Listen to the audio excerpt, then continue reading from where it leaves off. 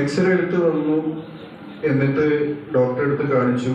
Doctor പറഞ്ഞു നിങ്ങൾക്ക് throat ക്യാൻസറാണ്.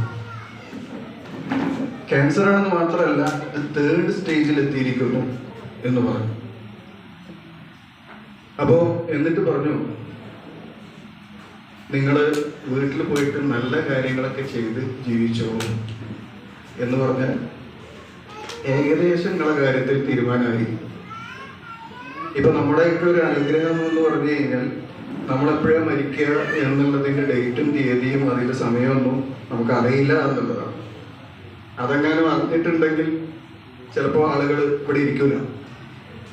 ഇപ്പൊ നിങ്ങളുടെ കയ്യിലൊക്കെ ഓരോ തീയതി, സമയം, വിശ്വാസയോഗ്യമായ ഒരു തീയതി, ഒരു സമയം ഒരു കുറിപ്പിലൂടെ നിങ്ങളുടെ കയ്യിൽ തീരുകയാണെങ്കിൽ എന്തായിരിക്കും നിങ്ങളുടെ അവസ്ഥ? ഇന്നൊന്നുമല്ല, കുറെ കഴിഞ്ഞിട്ടാണ് മരിക്കുക. പക്ഷെ ആ തീയതി നിങ്ങളുടെ കയ്യിൽ കിട്ടിയെന്ന് വിചാരിക്കുക.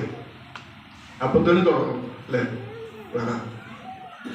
ഇപ്പോ ഈ രോഗിയോട് പറഞ്ഞിരിക്കുകയാണ് നിങ്ങൾ വീട്ടിൽ പോയിട്ട് ഇരുന്നോളൂ, നല്ല കാര്യങ്ങളൊക്കെ ചെയ്ത് ജീവിച്ചോളൂ, നിങ്ങൾക്ക് ക്യാൻസർ ആണ്. അങ്ങനെ ആ രോഗി വീട്ടിലേക്ക് പോയി 14 ദിവസം കഴിഞ്ഞപ്പോൾ ആ രോഗി മരണപ്പെട്ടു. 14 ദിവസം കഴിഞ്ഞ് മരണപ്പെട്ടപ്പോൾ ഡോക്ടേഴ്സിനൊക്കെ സംശയം, ഇങ്ങനൊക്കെ മരണപ്പെട്ടു. അങ്ങനെ പോസ്റ്റ്മോർട്ടം ചെയ്തു.